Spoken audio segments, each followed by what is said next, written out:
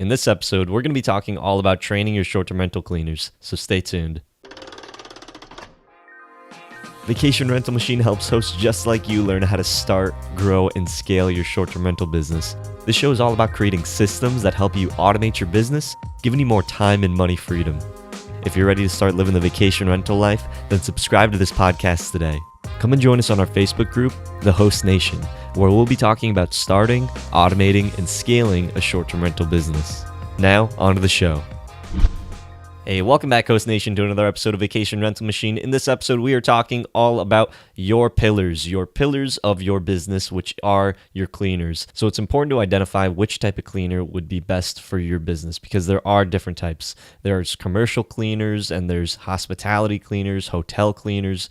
A commercial cleaner who deals with larger types of properties where they are maybe just cleaning, large spaces is probably not going to be best for your type of business because your business is going to be very particular, and you need to have a cleaner that is going to be very attention detail and attention oriented.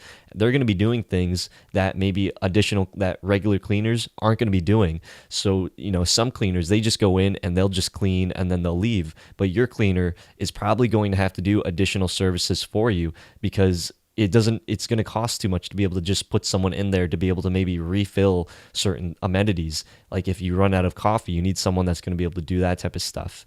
Or if they need to be able to make everything look a certain way or change the TV channel to a certain channel or whatever it is, you're going to need someone that can do these types of things that maybe are not traditional cleaning type jobs. So you can't just hire someone and expect them to be able to come into your place and then perform the way that you want. So John, what are some of the tools that you have used to be able to get your cleaners from not knowing the business to be able to fully understanding? So if you've used the methods that we talked about in the previous video, as far as finding them on either Handy or Thumbtack, you most likely are already dealing with the residential cleaner. So that already is somewhat half the battle because they're used to kind of cleaning houses. Now you're just really going to add the luxury of them not cleaning around other people's stuff, but only cleaning out all the dirty linens and then resetting the room to being pristine. What I find is that my cleaners really enjoy that piece because, one, they love to clean.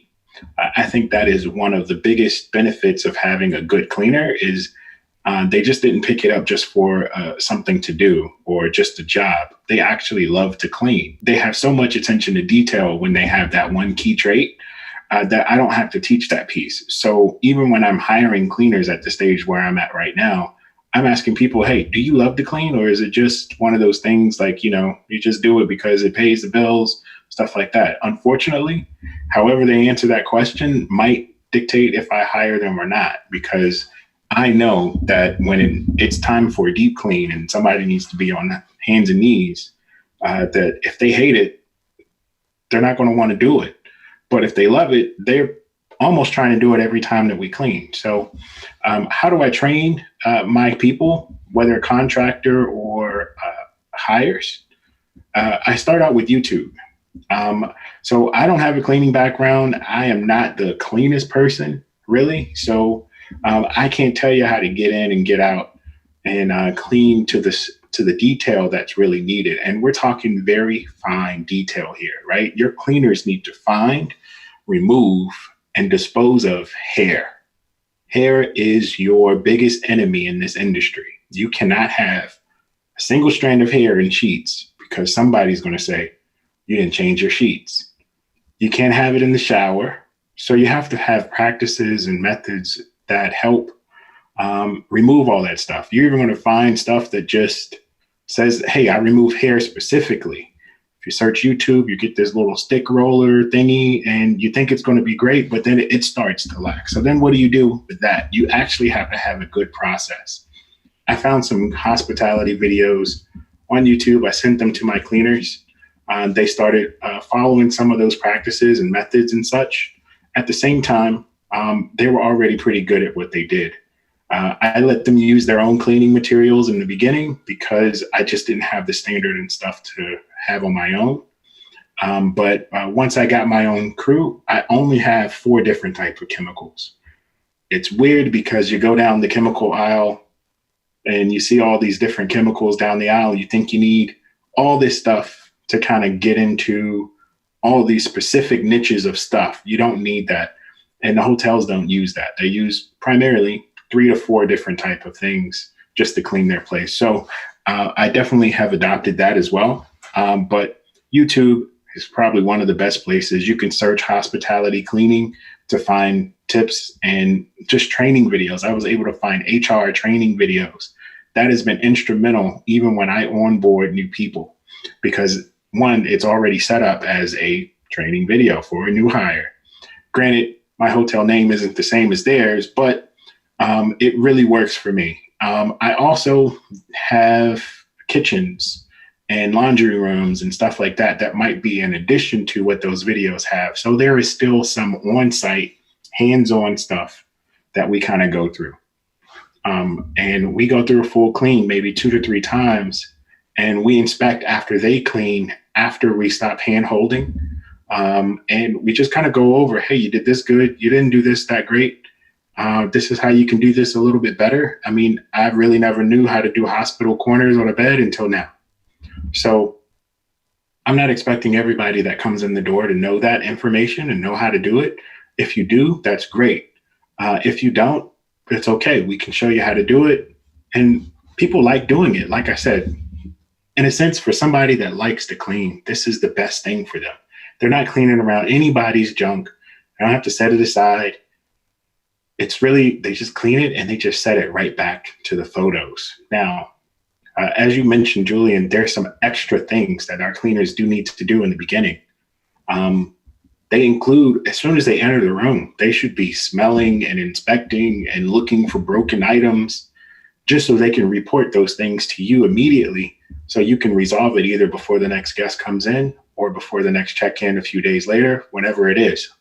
So my guys, they go in, they immediately, as soon as they open the door, they're smelling everything. Did anybody smoke? That was one of the things that we had to talk about doing, like our initial onboarding of all of our contractors. Like, this is very important. If there is, you got to photograph that stuff and send it to me so I can get on top of getting a claim submitted and remediated. At the same time, I still need you to clean it effectively, and how to do that. We'll talk about those cleaning processes really, really later on, because they don't happen in every scenario. But when they do, I want you guys to know how to resolve those. So the hands-on training, just bringing people on via YouTube, teaching them some of the nuances of, hey, this is a vacation rental business and I got to do certain things, like the remote has to go here. You can't place this anywhere else. I want this place. And reporting back on those issues, all that stuff is definitely important when you got a cleaner that's working on your team. So John, you brought up that the type of work that this cleaner is going to be doing is a whole lot more, because they are having to do basically a deep clean every time. And a deep clean, just so that everybody is aware, is a lot more expensive than a regular clean. It is a lot more work. So you're asking your cleaners to not only just sometimes they are going to be having to do a deep clean. Sometimes they can just do a brush up, but that's going to be one of the costs of doing business, is paying for a deep clean when there are those times where it's going to be dirtier. You can't expect to be able to pay your cleaner just the nominal, minimal fee if someone smoked in the house or if someone, made a big mess. You can't expect to just give them what you were expecting to give them before. There are different levels of services. So a deep clean is something that does have to happen.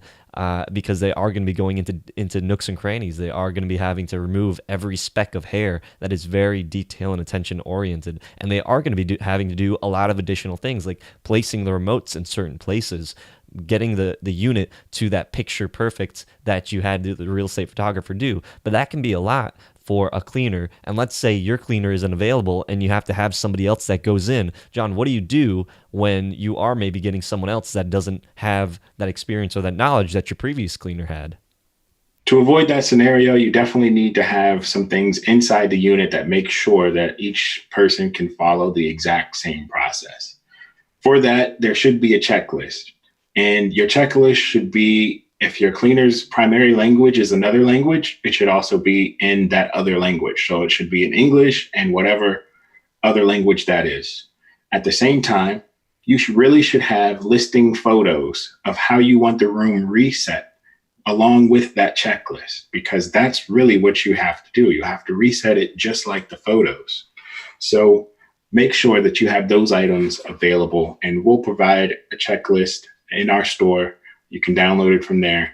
Right, John. It's really important for cleaners to be able to have everything that they need.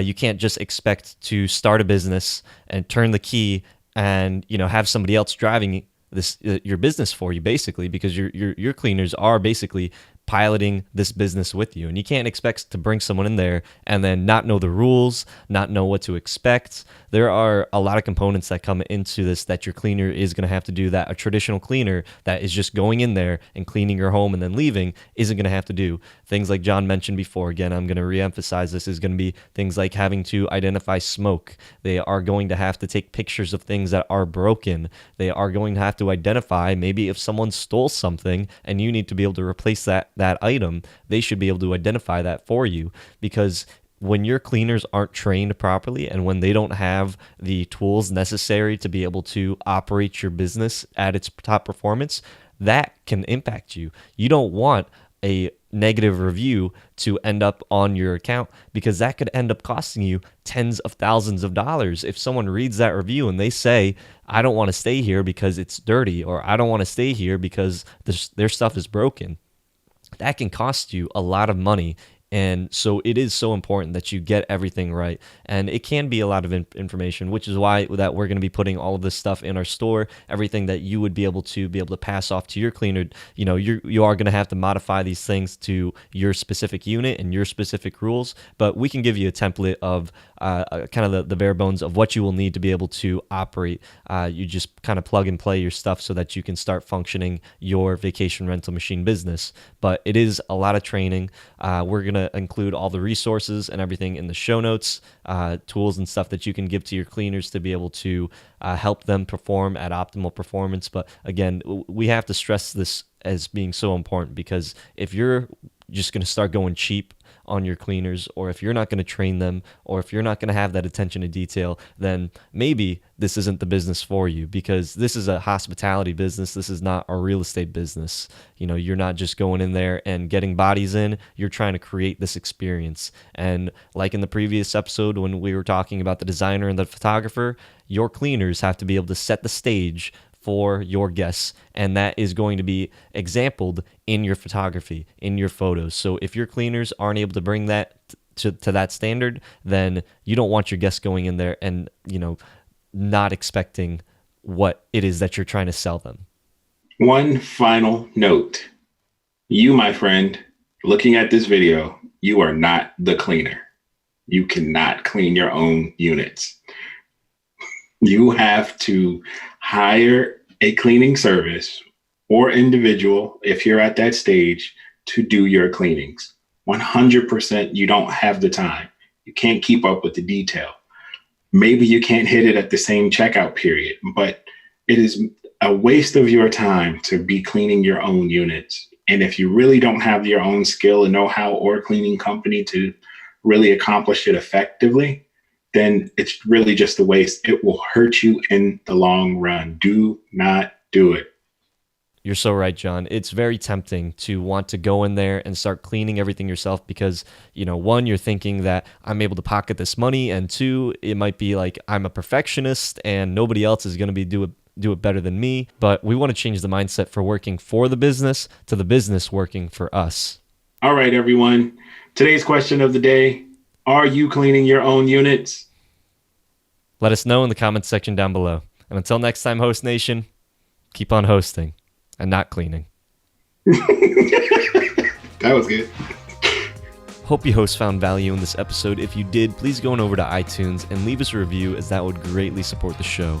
If you'd like to connect with John, the community, and I, then go on over to our Facebook group, The Host Nation. Talk to you hosts in the next episode. Keep on hosting.